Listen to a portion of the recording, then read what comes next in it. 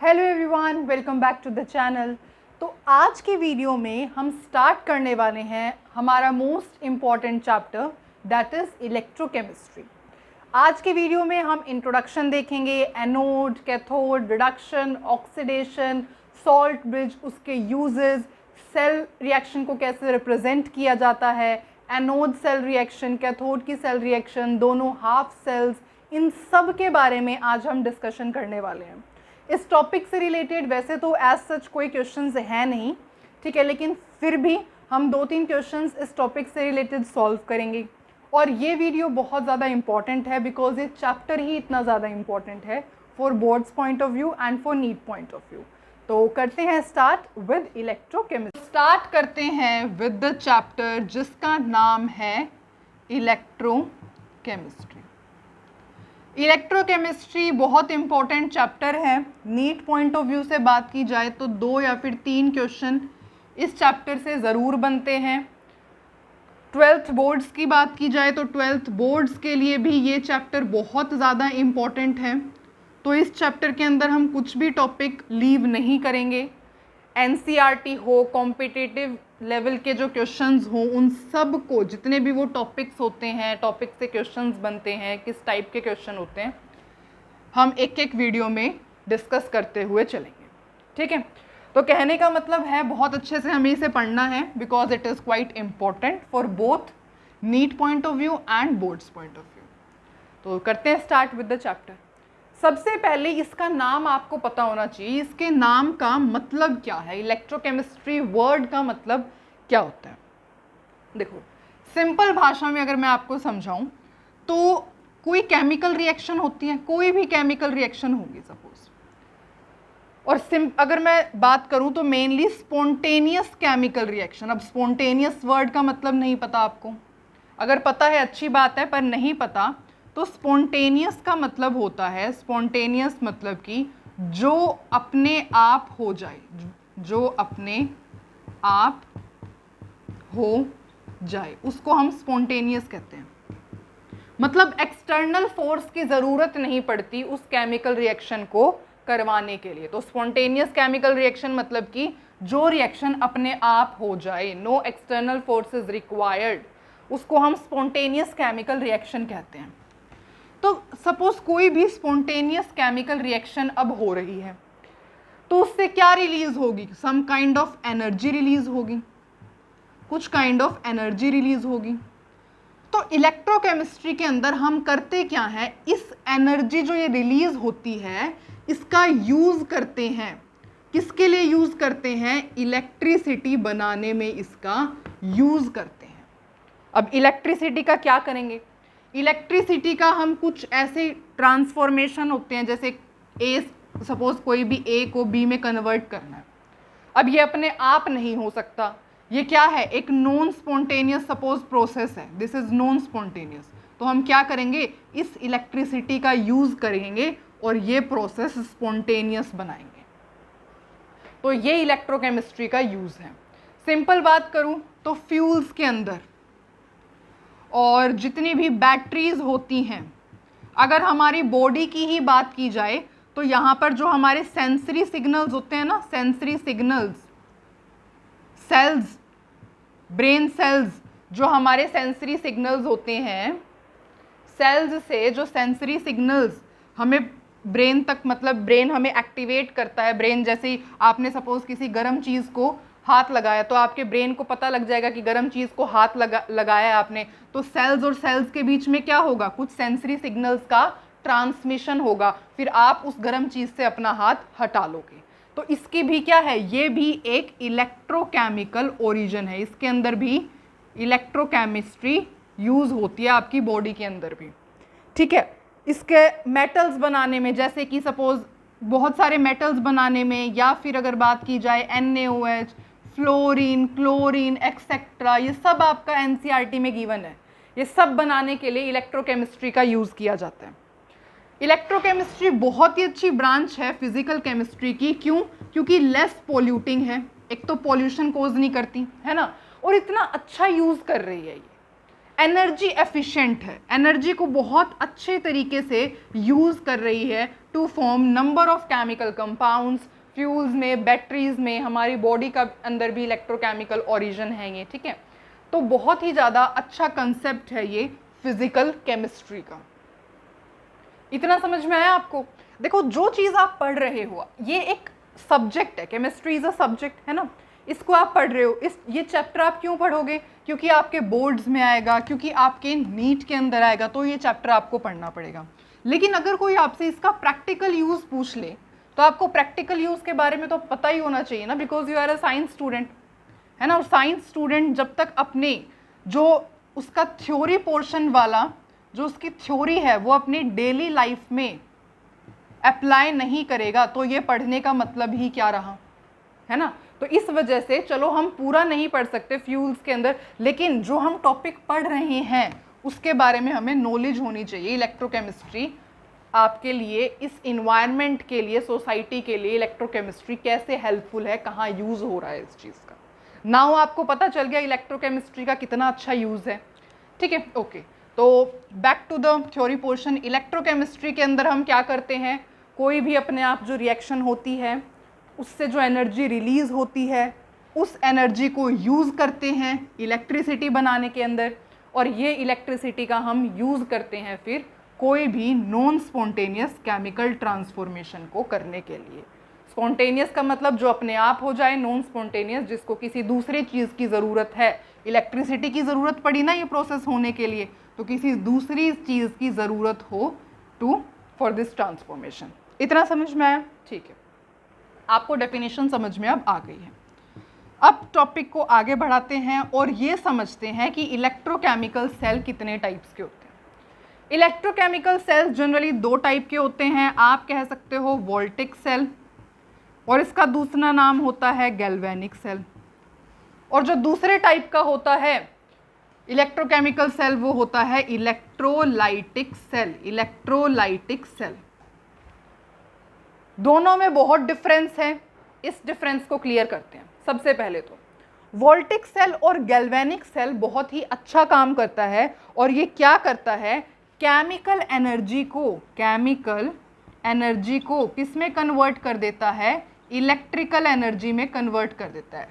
I hope जो मैं लिख रही हूँ वो आपको विजिबल होगा स्क्रीन पर। हाँ जी, क्या करता है वोल्टिक या फिर गैल्वेनिक सेल, केमिकल एनर्जी को इलेक्ट्रिकल एनर्जी में कन्वर्ट कर देगा। जैसे कि ये आपने देखा, केमिकल एनर्जी को इलेक्ट्रिकल एनर्जी में कन्वर्ट किया। इलेक्ट्रोलाइटिक सेल अपोजिट काम करता है। ये क्या करता है, इसके अंदर electrical energy is converted into chemical energy में ये कन्वर्ट करता है।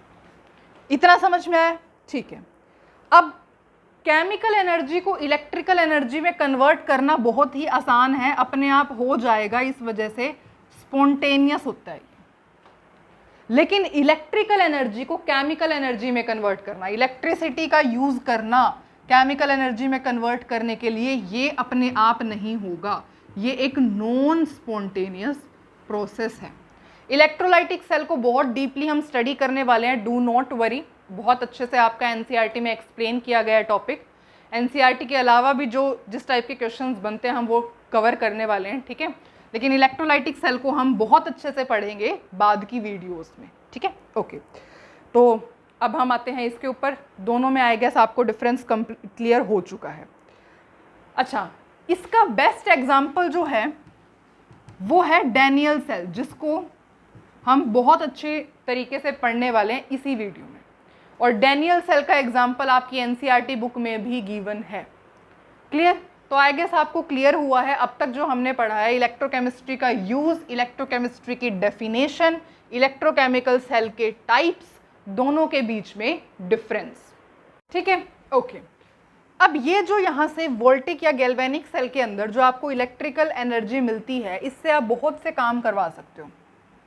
जो आपका पंखा है उसको रन करवा सकते हो, गीज़र को हम चला सकते हैं, जो मोटर होती है उसको हम चला सकते हैं। बहुत सारे अच्छे अच्छे काम इससे आप कर सकते हो, जो भी आपके पास यहाँ पर इलेक्ट्रिकल एनर्जी आएगी तो, ठीक है। मोटर को रन कर सकते हैं, हीटर को, गीजर को, फैन को, etcetera, many applications of this electrochemistry. I guess आपको इतना समझ में आया, ठीक है। तो अब तक तो हमने चलो इंट्रोडक्शन ही था किया है, मतलब समझा है, टाइप समझे इलेक्ट्रोकेमिकल सेल्स के। अब थोड़ा आगे स्टडी करते हैं। ओके, अब मैंने यहाँ पर एक सेल का नाम लिया था जिसको हम कह रहे थे दैट इज डैनियल सेल। देखो डैनियल सेल क्या होता है, एनसीईआरटी में इसका एग्जाम्पल गिवन है, अगेन मैंने रिपीट किया है ये बात। देखो Zn कॉपर से बना हुआ होता है डैनियल सेल। दिखने में कैसा होता है, इस तरीके से हम इसको अपनी नोटबुक में बना सकते हैं। एक बीकर ये रहा, एक बीकर ये रहा, ठीक है। इसके अंदर हमने यहाँ पर एक ये रख दिया जो कि है जिंक इलेक्ट्रोड, यहाँ पे लिख दूँ ना जिंक, Zn यहीं पे लिख देती हूँ जिंक का। ये जो जिसमें आपने सॉल्यूशन में डिप कर रखा है ये क्या है, यहाँ पर है ZnSO4, यहीं लिख देती हूँ ZnSO4, ठीक है। जो दूसरा बीकर है उसके अंदर जो आपने यहाँ पे मेटल इलेक्ट्रोड लिया है वो किसका बना हुआ है, कॉपर का। ये किसका बना हुआ है, कॉपर का। यहाँ पर जो आप ये इलेक्ट्रोलाइटिक सॉल्यूशन ले रहे हो ये क्या है, CuSO4। आई गेस आपको इतना क्लियर है, ठीक है, ओके। अब कहते क्या है इन सब चीज़ों को, ये बात करते हैं। देखो सबसे पहले ये एक सोल्ट सॉल्यूशन है, जो आपने यहाँ पे इलेक्ट्रोड लिया ना इसको हम कहते हैं मेटल इलेक्ट्रोड, मेटल इलेक्ट्रोड, ठीक है। आपने मेटल इलेक्ट्रोड लिया, उसका सोल्ट सॉल्यूशन ले लिया। सिमिलरली आपने मेटल इलेक्ट्रोड लिया, उसका सोल्ट सॉल्यूशन ले लिया। इस सेटअप को हम कहते हैं हाफ सेल। इसको हम क्या कहेंगे, हाफ सेल। इसको भी हम क्या कहेंगे, हाफ सेल, ठीक है। एक इलेक्ट्रोड जब आपने एक इलेक्ट्रोलाइट सॉल्यूशन में डिप कर रखा है उस पूरे सेटअप को कहा जाता है हाफ सेल। अब ये कैसे पता चलेगा कि कौन सा हाफ सेल, मतलब डिफ्रेंशिएट कैसे कर पाएंगे, क्या ये दोनों सेम ही है या ये दोनों अलग अलग है ना। उसके लिए हमें समझना पड़ेगा एक चीज, दैट इज क्या, देखो आप क्या करो, इन मेटल इलेक्ट्रोड्स को कनेक्ट कर दो मेटेलिक वायर से और यहाँ पर लगा दो एक एमीटर। अब एमीटर किसके लिए यूज होता है जल्दी से बताओ। एक होता है एमीटर, एक होता है वोल्ट मीटर। आई गेस आपको दोनों का मतलब पता होगा। एमीटर जो कि करंट मेजर करता है, वोल्ट मीटर जो कि पोटेंशियल डिफरेंस वोल्टेज मेजर करता है, ठीक है। हमने यहाँ पर क्या लगा दिया, एमीटर लगा दिया, ठीक है, ओके। अब आपने क्या किया, electric current is drawn from the cell. अब होगा क्या, करंट स्टार्ट हो जाएगा, मतलब जो इलेक्ट्रॉन्स है ना वो फ्लो करना स्टार्ट कर देंगे, इलेक्ट्रॉन्स विल स्टार्ट फ्लोइंग। अब इलेक्ट्रॉन्स कहाँ से कहाँ जाएंगे। एक बात आपको हमेशा ध्यान रखनी है कि जो लेफ्ट हैंड साइड वाला हाफ सेल होता है वो कौन सा हाफ सेल होता है, ऑक्सीडेशन हाफ सेल होता है, जिसको हम कहते हैं एनोड। और जो राइट हैंड साइड में हाफ सेल बनाया जाता है वो कौन सा हाफ सेल होता है, रिडक्शन हाफ सेल कहते हैं इसको। This is known as reduction half cell. और क्या कहा जाता है इसको, कैथोड, ठीक है। तो लेफ्ट हैंड साइड वाले हाफ सेल को हम एनोड कहते हैं, राइट हैंड साइड वाले को हम क्या कहते हैं, कैथोड। अब होगा क्या, एनोड जो होता है, anode is generally negatively charge, negative charge का होता है, और cathode is generally positive charge, इसके ऊपर पॉजिटिव चार्ज होता है। तो एनोड के ऊपर नेगेटिव चार्ज है, कैथोड के ऊपर पॉजिटिव चार्ज है। तो जैसे ही आप इलेक्ट्रिसिटी जब ड्रॉ करोगे तो क्या होगा, इलेक्ट्रॉन्स का फ्लो होना स्टार्ट हो जाएगा, है ना। इलेक्ट्रॉन्स मेटेलिक वायर से फ्लो होंगे। अब इलेक्ट्रॉन्स क्या है, इलेक्ट्रॉन्स तो नेगेटिवली चार्ज हैं, तो इलेक्ट्रॉन्स कहाँ से कहाँ पर फ्लो करेंगे, नेगेटिव से चलते हुए पॉजिटिव तक फ्लो करेंगे इलेक्ट्रॉन्स, है ना। इलेक्ट्रॉन्स कैसे फ्लो करेंगे, ऐसे, ये है आपके electrons. Electrons will flow from negative to positive terminal, okay.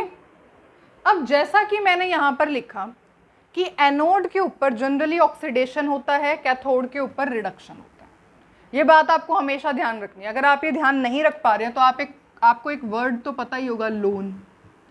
इससे आप ये चीज़ याद रख सकते हैं। एल का मतलब लेफ्ट, ओ का मतलब ऑक्सीडेशन, ए का मतलब एनोड और एन का मतलब नेगेटिव चार्ज। मतलब कि एनोड जो होता है उसको हम लेफ्ट में बनाते हैं, ऑक्सीडेशन उसके ऊपर होती है, नेगेटिव चार्ज का वो होता है। तो लोन, अगर आपको एनोड की सारी कंडीशंस पता है तो कैथोड की तो बिल्कुल अपोजिट ही है ना। ये नेगेटिव है तो ये पॉजिटिव है, ऑक्सीडेशन हो रहा है यहाँ रिडक्शन होगा, ये एनोड है तो ये कैथोड है, ये लेफ्ट में है तो ये राइट में है। ठीक है, तो लोन से आप एनोड की प्रॉपर्टीज लर्न रख सकते हैं। ठीक है, अच्छा अब इलेक्ट्रॉन्स तो फ्लो कर रहे थे नेगेटिव टू पॉजिटिव, अब होगा क्या? जैसे मैंने आपको बताया कि एनोड के ऊपर क्या हो रहा है, एनोड के ऊपर ऑक्सीडेशन हो रहा है। ऑक्सीडेशन का क्या मतलब होता है? ऑक्सीडेशन का मतलब होता है लॉस ऑफ इलेक्ट्रॉन, इलेक्ट्रॉन का लॉस होना। तो अब होगा क्या? जिंक है, जिंक है, जिंक अपने 2 इलेक्ट्रॉन लूज करेगा और क्या बना देगा? Zn2 पॉजिटिव बना देगा। इसका मतलब हमें समझ में आया कि एनोड के ऊपर ऑक्सीडेशन हो रहा है। ऑक्सीडेशन हो रहा है तो अब इसको थोड़ा सा रब करके हम थोड़ा बड़ा बीकर बनाते हैं। तो देखो होगा क्या, यहाँ पर जो सॉल्यूशन है वो ZnSO4 का सॉल्यूशन है, तो Zn2 पॉजिटिव, SO4 2 नेगेटिव यहाँ पर है। ठीक है, अब एनोड के ऊपर ऑक्सीडेशन हो रहा है। ऑक्सीडेशन हो रहा है का क्या मतलब? ये जो जिंक है ये क्या दे रहा है इस सॉल्यूशन के अंदर? Zn2 पॉजिटिव दे रहा है ना, Zn2 पॉजिटिव दे रहा है। और यहाँ पर क्या लीव कर रहा है? यहाँ पर Zn इस सॉल्यूशन में क्या दे रहा है? Zn2 पॉजिटिव दे रहा है। और यहाँ पर क्या है? बहुत सारे इलेक्ट्रॉन्स, ऐसे इलेक्ट्रॉन्स है ना। देखो Zn is giving Zn2 positive, ये तो सिर्फ Zn2 पॉजिटिव ही दे रहा है। यहाँ पर इलेक्ट्रॉन्स तो इसी के अंदर, इलेक्ट्रोड के ऊपर इलेक्ट्रॉन्स है ना। ठीक है, इतना समझ में आया? ओके, अब हम नेक्स्ट पर मूव करते हैं। नेक्स्ट में क्या है? कैथोड। कैथोड के ऊपर क्या हो रहा है? रिडक्शन। रिडक्शन का मतलब होता है गेन ऑफ इलेक्ट्रॉन्स। इसका क्या मतलब है? अगर मैं इसको थोड़ा सा बड़ा बनाऊं इस बीकर को, तो यहाँ पर क्या है? Cu2 positive, SO4 2 negative. अब इलेक्ट्रॉन्स की ज़रूरत किसको है? Cu2 पॉजिटिव को है। तो Cu2 पॉजिटिव अपना इलेक्ट्रॉन लेगा और किस में कन्वर्ट हो जाएगा? कॉपर में कन्वर्ट हो जाएगा। ठीक है, ये क्या लिखा है मैंने? Cu2 पॉजिटिव इलेक्ट्रॉन्स लेगा और किसके अंदर कन्वर्ट हो जाएगा? कॉपर में कन्वर्ट हो जाएगा। Is it clear? अच्छा, यहाँ पे आप ये भी लिख सकते हो कि Zn यहाँ पे क्या था? सॉलिड स्टेट में था ना, तो S लिख दिया, यहीं पे लिखूँ ZnS। Zn2 पॉजिटिव कहाँ गए? सॉल्यूशन में गए, तो एक्विस लिख दो यहाँ पे आप एक्विस लिख सकते हो। ठीक है, Cu2 पॉजिटिव कहाँ थे? सॉल्यूशन में है, तो ये क्या है? एक्विस में है, एक्विस। और एक Cu में कॉपर में कन्वर्ट हो रहे हैं, कॉपर में मतलब कि सॉलिड में कन्वर्ट हो रहे हैं। ठीक है, ओके। तो अब आपको ऑक्सीडेशन समझ में आ गया है, रिडक्शन समझ में आ गया है, और जो कहानी चल रही है वो समझ में आई है। सबसे पहले मैं दोबारा से रिपीट करती हूँ। देखो यहाँ पर एक आपने इलेक्ट्रोलाइट सॉल्यूशन ले रखा है ZnSO4 का। ZnSO4 का मतलब Zn2 पॉजिटिव, SO4 2 नेगेटिव। यहाँ CuSO4 का ले रखा है, Cu2 पॉजिटिव, SO4 2 नेगेटिव। ऐसे हम लिख सकते हैं। ठीक है, एनोड है, एनोड के ऊपर ऑक्सीडेशन होती है। ऑक्सीडेशन का मतलब लॉस ऑफ इलेक्ट्रॉन होगा। अब आप कंफ्यूज मत हो जाना कि लॉस इलेक्ट्रॉन कौन करेगा, इलेक्ट्रॉन लूज कौन करेगा। आपको पता होना चाहिए पॉजिटिव है, इसको तो इलेक्ट्रॉन चाहिए, इसको भी इलेक्ट्रॉन चाहिए, है ना। ये क्या है? Zn विल लूज इलेक्ट्रॉन, तो इसने इलेक्ट्रॉन लूज किए, Zn2 पॉजिटिव में कन्वर्ट हो गया। जैसे इलेक्ट्रॉन लूज कर रहा है तो Zn2 पॉजिटिव सॉल्यूशन में आ रहा है। रिडक्शन का क्या मतलब है? Gain of electrons. Gain of electrons कौन करेगा? जिसको इलेक्ट्रॉन्स की ज़रूरत होगी, जिसको इलेक्ट्रॉन की ज़रूरत होगी। इलेक्ट्रॉन की ज़रूरत किसको है? पॉजिटिव वाले चार्ज को, है ना। इलेक्ट्रॉन्स की ज़रूरत इसको है, तो ये 2 इलेक्ट्रॉन लेगा और कॉपर में कन्वर्ट हो जाएगा। तो अब आप एक चीज़ देख रहे हो, और वो क्या है? जैसे ये Cu2 पॉजिटिव अपने 2 इलेक्ट्रॉन ले रहा है और किस में कन्वर्ट हो रहा है? कॉपर में कन्वर्ट हो रहा है। तो आप 2 चीज़ देख रहे हो। एक तो क्या कि ये जो मेटल इलेक्ट्रोड का सरफेस है और जो इलेक्ट्रोलाइट है उसके अंदर क्या हो रहा है? यहाँ से आयंस आ रहे हैं एक केस में, तो इस केस में क्या हो रहा है कि जो मेटल एटम्स है ना वो आयन की फॉर्म में यहाँ पर आ रहे हैं। जो मेटल के एटम्स हैं, Zn एक मेटल इलेक्ट्रोड है, इसके जो एटम्स हैं वो आयंस की फॉर्म में सॉल्यूशन में आ रहे हैं, सॉल्यूशन में आ रहे हैं। और इसको क्या बनाने की कोशिश कर रहे हैं? नेगेटिव चार्ज बनाने की कोशिश कर रहे हैं। लास्ट में इलेक्ट्रॉन रह जाएंगे तो नेगेटिव चार्ज ही होगा। यहाँ पर आप एक चीज देख रहे हो और वो क्या है कि सॉल्यूशन से, ये जो आपका सॉल्यूशन है, यहाँ से मेटल आयंस इस मेटल इलेक्ट्रोड के ऊपर डिपॉजिट हो रहे हैं, है ना। तो ये दो अलग अलग कहानी यहाँ पर चल रही हैं, है ना। इसके ऊपर तो क्या हो रहा है, आयंस सॉल्यूशन में आ रहे हैं और इलेक्ट्रोड को नेगेटिव चार्ज बनाने की कोशिश कर रहे हैं। यहाँ पर आयंस इलेक्ट्रोड पर डिपॉजिट हो रहे हैं और आयंस इलेक्ट्रोड पर डिपॉजिट हो रहे हैं और इसको क्या बनाने की कोशिश कर रहे हैं? पॉजिटिव चार्ज बनाने की कोशिश कर रहे हैं। तो होगा क्या एट लास्ट होगा कि ये प्रोसेस चलते चलते at equilibrium there is separation of charge separate हो जाएंगे। There is separation of charges जो है सेपरेट हो जाएंगे और इन दोनों जो अपोजिट रिएक्शन हो रही है इनकी टेंडेंसी के बेसिस पर एक इलेक्ट्रोड पॉजिटिव हो जाएगा, एक इलेक्ट्रोड नेगेटिव हो जाएगा। ठीक है, एक इक्विलिब्रियम ऐसा पॉइंट आएगा जब सेपरेशन ऑफ चार्जेस हो जाएंगे और क्या होगा, इन दोनों ही रिएक्शन, अपोजिंग रिएक्शन के बेसिस पर एक इलेक्ट्रोड नेगेटिव चार्ज का बन जाएगा, एक इलेक्ट्रोड पॉजिटिव चार्ज का बन जाएगा। ठीक है, और इसी वजह से यहाँ लिख देती हूँ, पोटेंशियल डिफरेंस डेवलप हो जाएगा किसके बीच में? इलेक्ट्रोड एंड इलेक्ट्रोलाइट के बीच में। और उस पोटेंशियल डिफरेंस को हम कहते हैं इलेक्ट्रोड पोटेंशियल। इसको हम कहते हैं इलेक्ट्रोड पोटेंशियल, जिसको हम नेक्स्ट वीडियो में कवर करेंगे। अभी सिर्फ आप इतना समझो। इतना समझ में आया आपको? बहुत अच्छी बात है। मैं दोबारा से रिपीट कर देती हूँ, if there is any kind of confusion. बस ये लास्ट बार रिपीट कर रही हूँ, इसके बाद आपको हर चीज़ अच्छे से समझ में आ जाएगी। देखो, एनोड के ऊपर ऑक्सीडेशन हो रहा है। ऑक्सीडेशन का मतलब लॉस ऑफ इलेक्ट्रॉन है। Zn इलेक्ट्रॉन लूज कर रहा है, इलेक्ट्रॉन वो अपने मेटल के ऊपर ही छोड़ रहा है। Zn2 पॉजिटिव अंतर आ रहा है ना, Zn इलेक्ट्रॉन लूज करके Zn2 पॉजिटिव बना रहा है, Zn2 पॉजिटिव सॉल्यूशन में आ रहा है। यहाँ पर रिडक्शन हो रहा है तो Cu2 पॉजिटिव क्या कर रहा है? इलेक्ट्रॉन गेन कर रहा है और कॉपर यहाँ पर डिपॉजिट हो रहा है। तो एक तो चाह रहा है इलेक्ट्रोड को नेगेटिव बनाना, एक चाह रहा है इलेक्ट्रोड को पॉजिटिव बनाना। इक्विलिब्रियम पर होगा क्या? सेपरेशन ऑफ चार्जेस हो जाएगा और दोनों अपोजिंग रिएक्शन के बेसिस की टेंडेंसी पर जो है एक इलेक्ट्रोड नेगेटिव चार्ज का बन जाएगा, एक इलेक्ट्रोड पॉजिटिव चार्ज का बन जाएगा। ठीक है, इसी वजह से पोटेंशियल डिफरेंस डेवलप हो जाएगा इलेक्ट्रोड इलेक्ट्रोलाइट के बीच में और उस पोटेंशियल डिफरेंस को हम क्या कहते हैं? इलेक्ट्रोड पोटेंशियल कहते हैं, जिसको हम स्टडी करने वाले हैं नेक्स्ट वीडियो में। इतना समझ में आया आपको? ठीक है, तो अब जो है ये कहानी जो है, इसकी वजह से जो एनोड होता है वो नेगेटिव चार्ज होता है और जो कैथोड होता है वो पॉजिटिव चार्ज का होता है। और IUPAC नोमेनक्लेचर के अकॉर्डिंग आपको ये वर्ड हमेशा ध्यान रखना है। मतलब ये वर्ड तो चलो एक ट्रिक है जिसकी हेल्प से हम ध्यान रख सकते हैं कि लेफ्ट साइड आपको हमेशा एनोड बनाना है। एनोड नेगेटिव होता है, उस पर ऑक्सीडेशन होती है। इतना समझ में आया आपको? अब ये सब स्टोरी सुनने के बाद आपके माइंड में एक क्वेश्चन आना चाहिए और वो क्वेश्चन क्या होना चाहिए कि देखो Zn2 पॉजिटिव दे रहा है, सॉल्यूशन में दे रहा है, तो यहाँ पर तो क्या हो जाना चाहिए? पॉजिटिव चार्ज हो जाना चाहिए। और Cu2 पॉजिटिव, अब यहाँ पर क्या हो रहा है?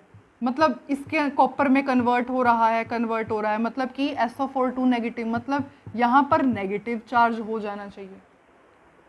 अब ये क्या होगा? यहाँ पर अगर पॉजिटिव चार्ज आ जाएगा सॉल्यूशन में, क्योंकि Zn तो Zn2 पॉजिटिव दे रहा है, तो इसके अंदर तो Zn2 पॉजिटिव है, पॉजिटिव चार्ज ज़्यादा है, तो पॉजिटिव इलेक्ट्रॉन को तो यहाँ पर मूव करने ही नहीं देगा। पॉजिटिव और इलेक्ट्रॉन तो एक दूसरे को अट्रैक्ट करेंगे, है ना। तो पॉजिटिव ये चार्ज तो जाने ही नहीं देगा इलेक्ट्रॉन को उस तरफ।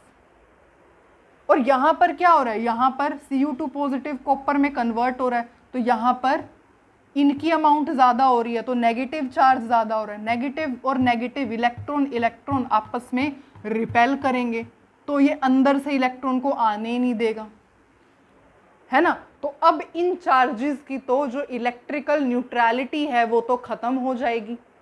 फिर ऐसे ये न्यूट्रल कैसे रहेंगे?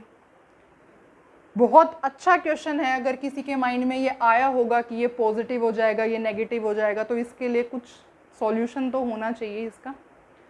वो सॉल्यूशन क्या है? वो सॉल्यूशन है सोल्ट ब्रिज। इस चीज को हटाने के लिए, खत्म करने के लिए कि पॉजिटिव और इलेक्ट्रॉन एक दूसरे से अट्रैक्ट करेंगे तो इलेक्ट्रॉन का फ्लो नहीं होने देगा, यहाँ पे नेगेटिव चार्ज एक्यूमुलेट हो जाएगा तो नेगेटिव नेगेटिव रिपेल करेंगे, है ना। तो इस सिचुएशन को ख़त्म करने के लिए, इस प्रॉब्लम को सॉल्व करने के लिए क्या होगा, एक सोल्ट ब्रिज आ जाएगा। सोल्ट ब्रिज जो है हमें खरीदना पड़ेगा और इसको इससे कनेक्ट करवाना पड़ेगा ऐसे। अब ये सोल्ट ब्रिज क्या है? अब what is this salt bridge?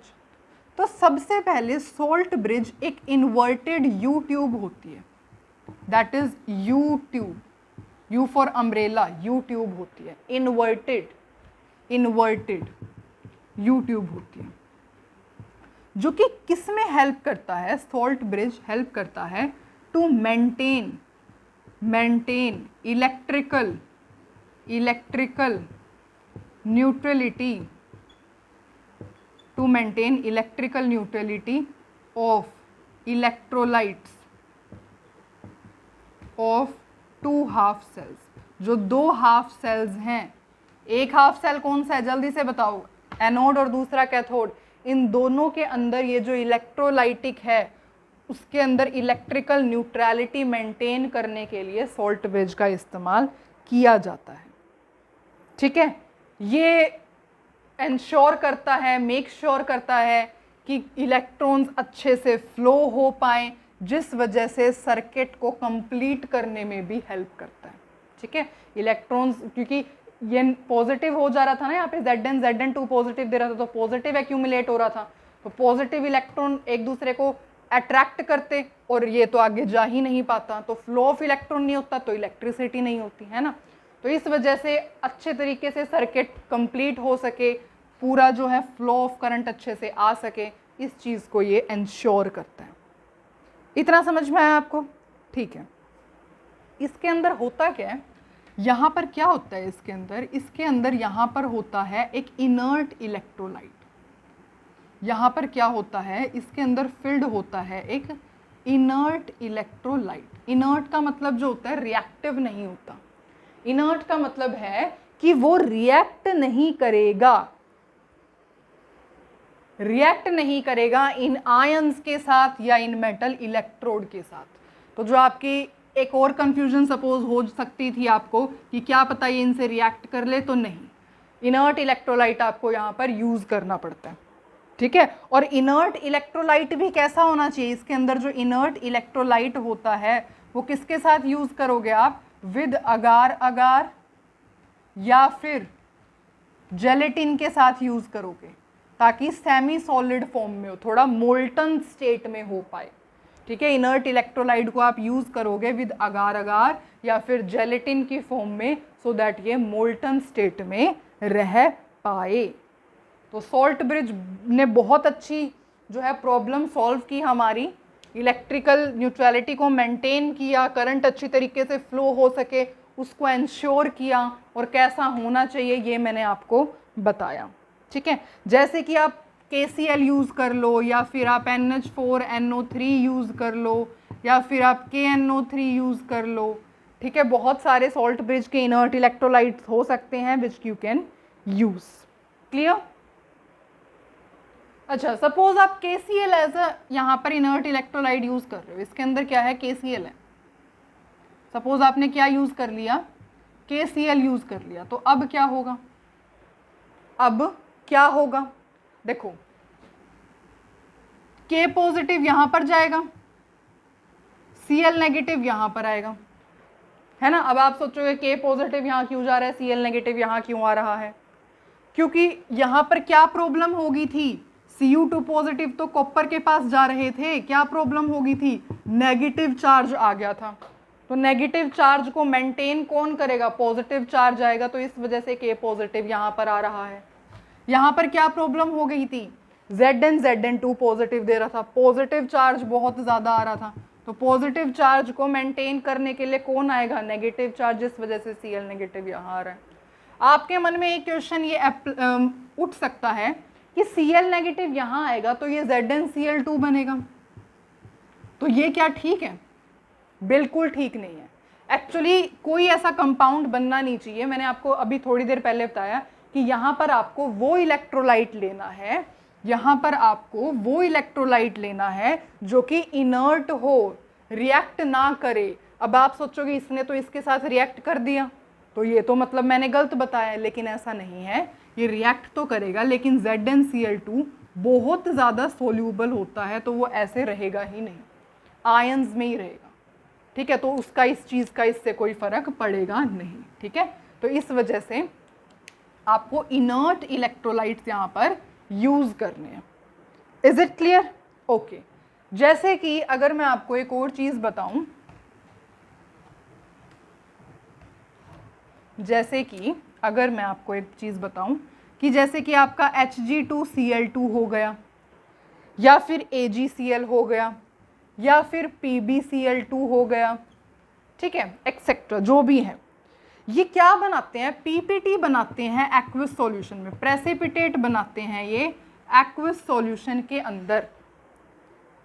तो अगर ये हाफ सेल्स जो हैं आपके, ये जो एनोड है, जो कैथोड है, हाफ सेल्स जो हैं, इनके पास अगर Ag2 पॉजिटिव है, Hg2 पॉजिटिव है, Pb2 पॉजिटिव है, या कोई भी ऐसी चीज़ आयंस हैं, तो आप KCl को यूज़ नहीं करोगे, then KCl is not use, KCl को यूज़ आप नहीं करोगे एज इलेक्ट्रोलाइट, इनर्ट इलेक्ट्रोलाइट। ऐसा क्यों होगा, क्योंकि प्रेसिपिटेट बन जाएगा, पीपीटी की फॉर्मेशन हो जाएगी ड्यू टू प्रेसिपिटेट फॉर्मेशन। तो आपको ये चीज़ अवॉइड करनी है कि आपका इस टाइप का कोई आयन इसके अंदर प्रेजेंट नहीं होना चाहिए, ठीक है। कि अगर आपके हाफ सेल के अंदर सपोज ये यहाँ पे क्या हो जाते, Ag पॉजिटिव हो जाते, suppose in case Ag positive हो जाते, यहाँ पे 2 पॉजिटिव क्यों लिखा हुआ है, Ag पॉजिटिव आएगा, Hg2 पॉजिटिव, Pb2 पॉजिटिव। अब ठीक है, सपोज Ag पॉजिटिव होता है यहाँ पर, तो फिर आप KCl को यूज़ नहीं करते, फिर आप KCl को यूज़ नहीं करते एज इलेक्ट्रोलाइट, क्यों, क्योंकि प्रेसिपिटेट की फॉर्मेशन हो जाती। समझ में आया? इस वजह से अगर हाफ सेल के अंदर ये सब आयंस प्रेजेंट है, और इसके अंदर आप एक और चीज़ ऐड कर सकते हो, TlCl2, ठीक है, ठीक है। तो अगर आपके हाफ सेल के अंदर ये आयंस प्रेजेंट होंगे तो आप KCl को नहीं यूज़ करोगे एज इनर्ट इलेक्ट्रोलाइट, क्यों, क्योंकि प्रेसिपिटेट की फॉर्मेशन हो जाएगी। बोर्ड पर दिख तो रहा है ना? हाँ जी। पानी की प्यास लगने लगी है बहुत ज़्यादा, क्योंकि गर्मी इतनी और पानी भी चाहिए। इतना समझ में आया आपको? ठीक है, अभी पानी पीऊँगी। सबसे पहले 2 पॉइंट हो रहा है, उसके बाद हम फिर थोड़ा रिलैक्स कर पाएंगे, क्योंकि अभी ये टॉपिक कंटिन्यू चल रहा है, तो हम ब्रेक नहीं लेते बीच में, ठीक है, ओके। अब एक और चीज़ है जो सॉल्ट ब्रिज हेल्प करती है जिसके अंदर, और वो क्या है, सॉल्ट ब्रिज हेल्प करता है in decreasing, reducing liquid liquid potential, junction potential. अब ये क्या चीज़ है, व्हाट इज दिस? एक्चुअली ये पोटेंशियल जब होता है, अगर ये इलेक्ट्रोलाइट इस इलेक्ट्रोलाइट को मिक्स कर दो, इन दोनों हाफ सेल के इलेक्ट्रोलाइट को मिक्स कर दिया जाए, तो लिक्विड लिक्विड जंक्शन पोटेंशियल हो जाएगा, मतलब एक इस टाइप की कंडीशन आ जाएगी, इस टाइप से की कंडीशन बन जाएगी। तो इसको रिड्यूस करने में भी सॉल्ट ब्रिज सहायक होता है, ठीक है, ताकि junction potential, liquid liquid junction potential ना बने की, ठीक है। तो सॉल्ट ब्रिज जो है उसके अंदर भी हेल्पफुल रहता है। अब एक कंडीशन है इसके अंदर, जो आप सोल्ट ब्रिज के अंदर इलेक्ट्रोलाइट यूज करोगे ना, वो ऐसा इलेक्ट्रोलाइट होना चाहिए कि जो स्पीड ऑफ एनायन हो वो अप्रोक्सीमेटली इक्वल हो स्पीड ऑफ कैटायन के। अब ऐसा क्यों हो? ऐसा इसलिए हो सो दैट दोनों के दोनों सेल्स न्यूट्रलाइज हो सके एक साथ। ऐसा नहीं हो कि पहले ये न्यूट्रलाइज हो रहा है, जो इसका यहाँ पे पॉजिटिव चार्ज था पहले ये न्यूट्रलाइज होगा, उसके बाद इसका यहाँ पर जो नेगेटिव चार्ज था सॉल्यूशन में वो नहीं, ऐसा ना हो। साइमल्टेनियसली दोनों जो है न्यूट्रलाइज हो सके।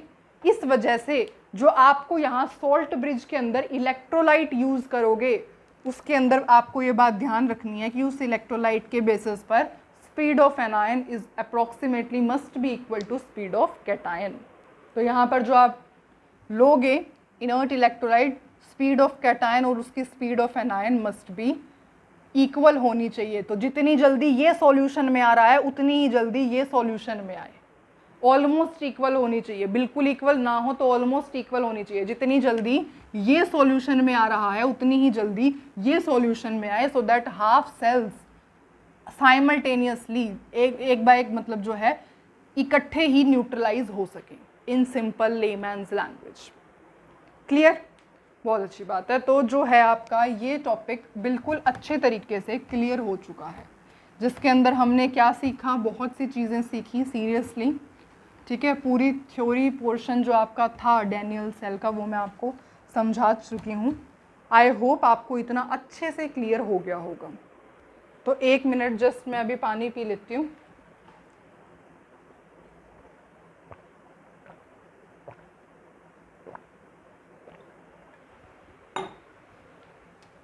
हाँ, अब जो है वही फिगर दोबारा से बनाते हैं।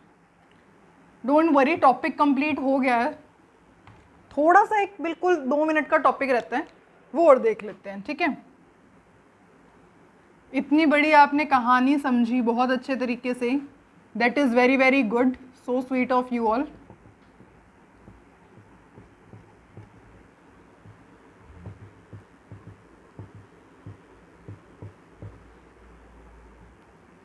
अभी मैंने ऐसे ही रफली सा बना दिया है। ठीक है, ओके। तो चलो, यहाँ पर क्या हो रहा था, एनोड था, क्या हो रहा था, ऑक्सीडेशन हो रहा था। ऑक्सीडेशन का क्या चक्कर हो रहा था? ऑक्सीडेशन का मतलब है loss of electron. Zn loss of electron कर रहा था, Zn2 पॉजिटिव में कन्वर्ट हो रहा था। ये क्या है? कैथोड। कैथोड के ऊपर क्या हो रहा था? रिडक्शन। रिडक्शन का मतलब gain of electron. Cu2 positive gain of electron कर रहा था, किस में कन्वर्ट हो रहा था? कॉपर में कन्वर्ट हो रहा था। ये तो आपने पता है क्या लिखी है? ये आपने लिखी है ऑक्सीडेशन हाफ सेल की रिएक्शन। ये आपने क्या लिखी है? रिडक्शन हाफ सेल की रिएक्शन। और अगर अच्छे से लिखोगे तो Zn सॉलिड स्टेट में, ये एक्वस स्टेट में, ये एक्वस स्टेट में, ये सॉलिड स्टेट में। अब ये तो आपने oxidation half cell reaction, reduction half cell reaction लिख दी। मैं आपको ये कहूं कि सेल रिएक्शन लिख करके दिखाओ मेरे को, अब क्या करोगे? सेल रिएक्शन कुछ नहीं करना, लेफ्ट हैंड साइड को ऐड करना है, राइट हैंड साइड को, दोनों को ऐड कर दीजिए। ये है ना, सबसे पहले Zn क्या दे रहा है? Zn2 पॉजिटिव प्लस में 2 इलेक्ट्रॉन। यहाँ पर क्या है? Cu2 पॉजिटिव प्लस में 2 इलेक्ट्रॉन कॉपर। इन दोनों को ऐड कर दो, सारा सामान यहाँ पे लिख दो। Zn Cu2 पॉजिटिव 2 इलेक्ट्रॉन, यहाँ क्या है? Zn2 पॉजिटिव 2 इलेक्ट्रॉन प्लस में कॉपर। जो कैंसिल हो रहा है कैंसिल कर दो, 2 इलेक्ट्रॉन से 2 इलेक्ट्रॉन गए, बस। ये क्या है? आपकी फुल सेल रिएक्शन। अच्छे से लिखोगे तो Zn must be in solid, ये एक्वस और ये सॉलिड। ठीक है, तो सेल रिएक्शन लिखने के लिए कहा जाए तो क्या करोगे? ऑक्सीडेशन हाफ रिएक्शन को, रिडक्शन हाफ सेल रिएक्शन को प्लस कर दोगे। और ये बात हमेशा आपको ध्यान में रखनी है, और वो क्या? इस पूरी रिएक्शन में नंबर ऑफ इलेक्ट्रॉन नहीं आने चाहिए। जैसे यहाँ पे 2 इलेक्ट्रॉन थे ना, 2 इलेक्ट्रॉन, तो ये क्या किया? कैंसल हो गए ये, है ना। तो यहाँ पर इस पूरी रिएक्शन में पूरी रिएक्शन के अंदर नंबर ऑफ इलेक्ट्रॉन्स नहीं आने चाहिए, number of electrons should get cancelled, ठीक है, उसको हम कहते हैं पूरी सेल रिएक्शन। कोई इलेक्ट्रॉन्स यहाँ पर आपको दिखने नहीं चाहिए।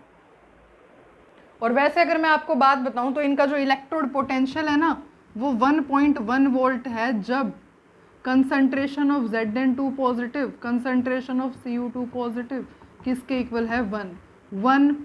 और अगर सिंपल यूनिट के साथ बात करूं 1 मोल पर डेसीमीटर क्यूब, 1 मोल पर डेसीमीटर क्यूब। अब आप सोचोगे अभी तो मैंने बोला था इलेक्ट्रोड पोटेंशियल नेक्स्ट क्लास में डिस्कस करेंगे, अब इस क्लास में क्यों बताया? इस क्लास में इसलिए बताया है क्योंकि इलेक्ट्रोड पोटेंशियल ये क्यों आया ये प्रूफ मैं आपको नेक्स्ट क्लास में करके बताऊंगी। इस क्लास में मैंने आपको ये बता दिया कि एनसीईआरटी की बुक में कंप्लीटली मेंशन है ये, ठीक है, कि इलेक्ट्रोड पोटेंशियल इज दिस जब ये कंडीशन मतलब यूनिटी पर है 1 है। और लेकिन ऐसा क्यों आया ये हम स्टडी करेंगे नेक्स्ट क्लास में, इलेक्ट्रोड पोटेंशियल वाले टॉपिक में बहुत अच्छे तरीके से, ठीक है। इतना समझ में आया? ठीक है। तो अब जो है क्वेश्चन तो सॉल्व करेंगे ही, नो डाउट। वैसे इतने तो ये क्वेश्चन हो मतलब क्वेश्चन वाला टॉपिक था नहीं, इंट्रोडक्शन ही हमने समझा है सब कुछ, ठीक है, ओके। पर स्टिल समझने का ट्राई करते हैं। अब जो टॉपिक है that is representation of cell reaction. हाँ जी, जो सेल रिएक्शन आपने अभी लिखी है उसको तो रिप्रेजेंट करने का और भी मेथड है। कितना गंदा मैंने ड्रॉ किया है, तो अब हम वो समझते हैं, साथ के साथ क्वेश्चंस भी प्रैक्टिस करेंगे सो दैट जो समझा है वो कम से कम अप्लाई तो करना आए। तो चलो अब ये सीखते हैं कि सेल रिएक्शन को रिप्रेजेंट कैसे किया जाता है। देखो, मेटल और इलेक्ट्रोलाइट सॉल्यूशन को हम सेपरेट करते हैं by this vertical line. Electrolyte या फिर ऐसे कह सकते हो, ये इसको समझने का एक दूसरा तरीका हो सकता है, anode half cell cathode half cell को हम सेपरेट करते हैं बाय दीज 2 वर्टिकल लाइन। ये 2 वर्टिकल लाइन क्या होती है? मतलब कि सॉल्ट ब्रिज, 2 इलेक्ट्रोलाइट के बीच में सॉल्ट ब्रिज है या फिर हाफ सेल के बीच में सॉल्ट ब्रिज है, ठीक है। अच्छा, जैसे कि सपोज इसके कुछ रूल्स भी होते हैं। अगर स्पीशीज डिफरेंट फेज में है, जैसे कि यहाँ पे अगर हम बात करें ये गैशियस फॉर्म में है, ये सॉलिड फॉर्म में है, तो इसको हम किससे सेपरेट कर देंगे? बाय दिस वर्टिकल लाइन से सेपरेट कर देंगे। If species are in same phase तो हम इस कॉलन का यूज करेंगे। अगर सेम फेज में होती, सपोज यहीं पे ये गैशियस और होती तो हम कॉलन लगा करके H2 और ये जो भी सपोज कोई दूसरी गैस होती क्लोरीन ऐसे लिख देते, ठीक है, और यहाँ पर फिर इसको सेपरेट कर देते हैं, ठीक है। यहाँ पे क्या था? हाँ, ठीक है, ओके। कंसंट्रेशन ऑफ आयंस, जैसे कि कंसंट्रेशन ऑफ आयंस है या पार्शियल प्रेशर है गैस का, वो कैसे रिप्रेजेंट किया जाएगा? स्मॉल ब्रैकेट में रिप्रेजेंट किया जाएगा। कंसंट्रेशन है स्मॉल ब्रैकेट में लिखोगे, कंसंट्रेशन है स्मॉल ब्रैकेट में। ये प्रेशर है, पार्शियल प्रेशर है हाइड्रोजन गैस का, किस में आएगा? स्मॉल ब्रैकेट में आएगा। अगर एनोड आपका गैसियस फॉर्म में है तो गैस रिप्रेजेंट करेगा आफ्टर इलेक्ट्रोड, और अगर कैथोड है तो फिर वो बिफोर इलेक्ट्रोड आप लिखोगे। चलो ये तो बहुत कम यूज़ होगा, अगर यूज़ होगा तो मैं वहाँ पे आपको बता दूंगी, पर आपको थोड़ा सा पता होना चाहिए कि मेटल और इलेक्ट्रोलाइट को डिफरेंशिएट करेंगे, सेपरेट करेंगे बाय सिंपल वर्टिकल लाइन। 2 अलग अलग चीज़ है, उनको सेपरेट करोगे आप सिंपल वर्टिकल लाइन से। Fe सॉलिड स्टेट में Fe2 पॉजिटिव आयन है, सिंपल वर्टिकल लाइन से सेपरेट करोगे। ये सॉलिड, ये मेटल इलेक्ट्रोड हो गया। Fe2 पॉजिटिव इलेक्ट्रोलाइट में होंगे तो ये उसमें हो गया, ठीक है। 2 हाफ सेल को, एक हाफ सेल ये हो गया, एक हाफ सेल ये हो गया, इनको सेपरेट करोगे बाय 2 वर्टिकल लाइन से जो कि सॉल्ट ब्रिज रिप्रेजेंट करते हैं, ठीक है। कंसंट्रेशन हो गया, पार्शियल प्रेशर हो गया, ये गैशियस है, सॉलिड है, इन सबको किस में लिखोगे? स्मॉल ब्रैकेट में लिखोगे, ठीक है। इतना समझ में आया?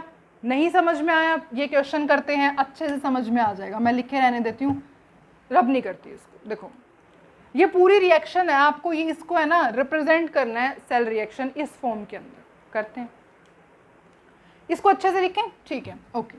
देखो यहाँ पे क्या हो रहा है, कॉपर जो है सॉलिड से किस में कन्वर्ट हो रहा है, copper ion, Cu is being converted into Cu2 positive, और 2Ag पॉजिटिव किस में कन्वर्ट हो रहा है, मतलब कि Ag positive is being converted into Ag। यही कहानी हो रही है, यही हो रहा है। रिएक्शन को बैलेंस कर दो, कॉपर में से 2 इलेक्ट्रॉन निकल रहे हैं, रिएक्शन बैलेंस होगी। ये 2 है ना यहाँ पे, ठीक है। Ag पॉजिटिव Ag में कन्वर्ट हो रहा है बाय गेनिंग 2 इलेक्ट्रॉन्स, 2 इलेक्ट्रॉन को गेन करके हो रहा है। यहां पे इलेक्ट्रॉन लूज हो रहे हैं, कॉपर इलेक्ट्रॉन लूज कर रहा है, 2 इलेक्ट्रॉन लूज कर रहा है, तभी तो Cu2 पॉजिटिव में कन्वर्ट हो रहा है। तो ये क्या है, ये आपकी एनोड वाली रिएक्शन है, और दूसरी जो रहेगी वो कैथोड वाली रिएक्शन है। वैसे भी gain of electron is reduction, reduction हमेशा कैथोड पर होती है। अब तो आराम से रिप्रेजेंट कर लोगे। पहले एनोड हाफ सेल की रिएक्शन लिखो। एनोड हाफ सेल की रिएक्शन क्या है, ये है, क्या लिखोगे, Cu। क्या इसके साइड में क्या लिखोगे, इसकी स्टेट सॉलिड, उसके बाद वर्टिकल लाइन क्या लिखोगे, Cu2 पॉजिटिव, Cu2 पॉजिटिव किसके अंदर है, एक्विस फॉर्म में। होगी एनोड की रिएक्शन, इलेक्ट्रॉन नहीं मेंशन करने होते, आपको ये बात ध्यान रखनी है। वैसे भी इलेक्ट्रॉन तो कैंसिल ही हो गया है ना। उसके बाद ये तो होगी पूरी की, अभी सबसे पहले मैं इसको रब करती हूँ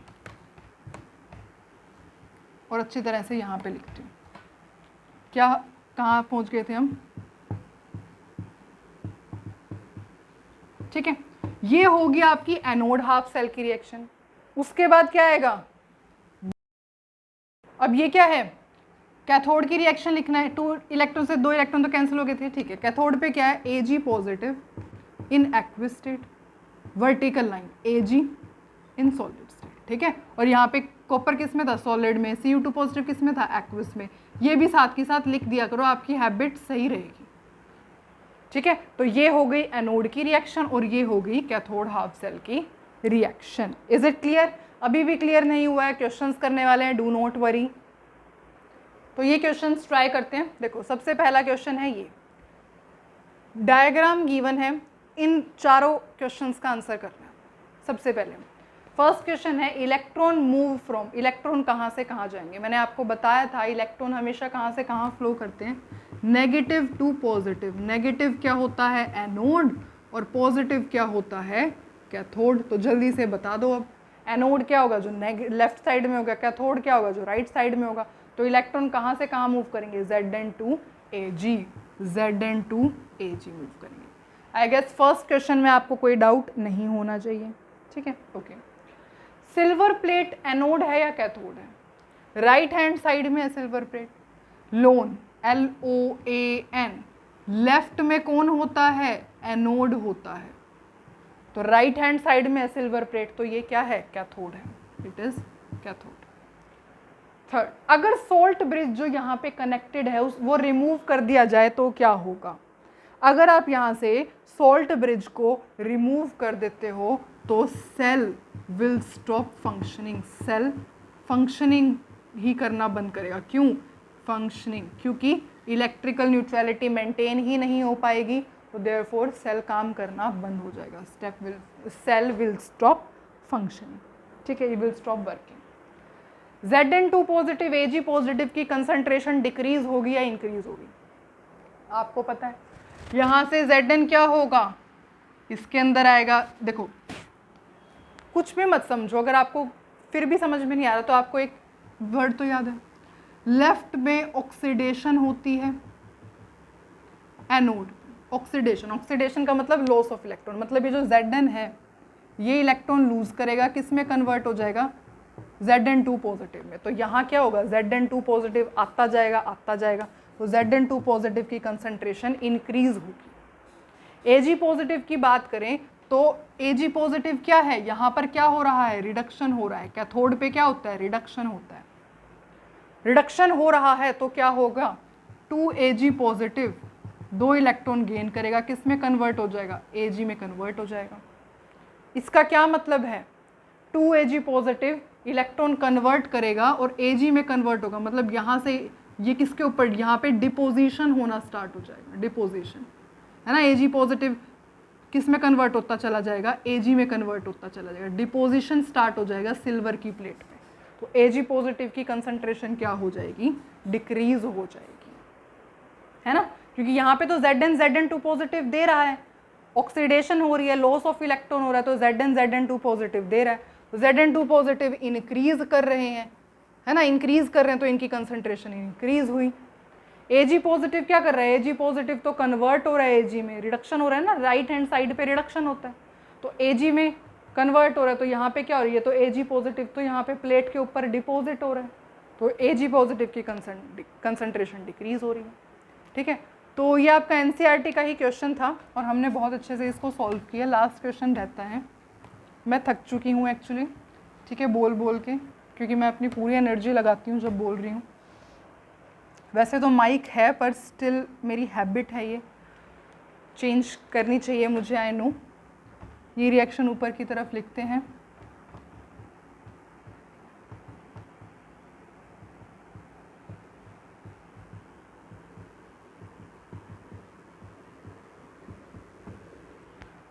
इसको रब करते हैं और अपना स्टार्ट करते हैं। इसकी सेल रिएक्शन लिख करके दिखा दो बस जल्दी से, without any wastage of time. देख लो, यहाँ से यहाँ क्या बन रहा है, Zn पॉजिटिव में कन्वर्ट हो रहा है, Zn पॉजिटिव में कन्वर्ट हो रहा है। ऐसा कब हो रहा होगा, जब ये इलेक्ट्रॉन लूज कर रहा होगा। तो ये क्या है, यहाँ पर क्या हो रहा है, ये तो एनोड की तरह एक्ट कर रहा होगा। Ag पॉजिटिव Ag में कन्वर्ट हो रहा है, इसका क्या मतलब है, Ag positive to Ag positive Ag में कन्वर्ट हो रहा है। इसका क्या मतलब है, कोई चीज़ पॉजिटिव से सॉलिड स्टेट में कन्वर्ट हो रही है, मतलब कि इलेक्ट्रॉन गेन कर रही होगी, 2 इलेक्ट्रॉन गेन कर रही होगी। ये क्या है, कैथोड पे चल रही है। सेल को रिप्रेजेंट कैसे करते हैं आपको पता है, एनोड की रिएक्शन लिखते हैं, फिर कैथोड की रिएक्शन लिखते हैं, है ना। एनोड की रिएक्शन क्या है, यहाँ पे ये भी लिख लो, सॉलिड एक्वस सॉलिड, बस। एनोड की रिएक्शन क्या है, Zn से क्या बन रहा है, Zn पॉजिटिव। एनोड की रिएक्शन होगी, डबल ये लगा दिया। कैथोड की रिएक्शन 2Ag पॉजिटिव, 2 तो Ag पॉजिटिव इन एक्वस, क्या बन रहा है, Ag इन सॉलिड। हो गया, ये कैथोड की रिएक्शन होगी। That was the very simple question. तो आई गेस आपको ये पूरा का पूरा लेक्चर क्लियर है। यहाँ पर हमने बहुत सी चीज़ें डिस्कस की, 2-3 क्वेश्चन सॉल्व किए, ठीक है, और मैंने अपना बेस्ट ट्राई किया to make you understand whatever we had read till now, ठीक है। और अब हमारा चैप्टर जो है, थोड़ा सा हमें चैप्टर के बारे में पता लगा है। इसी तरीके से वीडियोस आती रहेंगी, इस चैप्टर को कंप्लीट करते रहेंगे, कोई भी टॉपिक छोड़ेंगे नहीं, चाहे वो एनसीईआरटी से रिलेटेड हो, चाहे वो कॉम्पिटिटिव एग्ज़ाम से रिलेटेड हो, क्वेश्चन से रिलेटेड हो। Will not going to leave any kind of topic. अब हम मिलेंगे नेक्स्ट वीडियो के अंदर। टिल देन आपने जो अभी पढ़ा है उसको आप अच्छे तरीके से रिवाइज़ करेंगे, और अगर कोई डाउट होगा तो कमेंट सेक्शन में लिखेंगे।